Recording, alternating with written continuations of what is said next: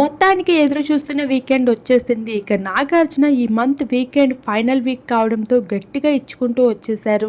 అయితే ఇక్కడ సోనియా పృథ్వీ ఆయనకిళ్ళి తిప్పుకోవడం తప్ప తిప్పించుకోవడం మించి పెద్దగా ఆటలేమీ కనిపించడం లేదు. బ్యాక్ బిచ్చింగ్తో తన నెగిటివిటీ పెంచుకోవడం, ఒకవైపు సోనియా ఉంటేనే బిగ్ బాస్లో టీఆర్పీ పెరగడం, ఇలా రెండు విధాలుగా కూడా ఏదైపోయినా లాసే అన్నట్లుగా మారిపోయింది బిగ్ బాస్ పరిస్థితి. ఇక ఈ భాగంగానే నాగార్జున వచ్చి రాగానే హౌస్ లోపల సోనియా చేష్టలపై విసుక్కుంటూ కనిపించేశారు. నీ ప్రవర్తన రోజు రోజుకి ఏమాత్రం బాగోవడం లేదు. నువ్వు ఆడుతుంది ఒకటి, బయట కనిపిస్తుంది ఇంకొకటి.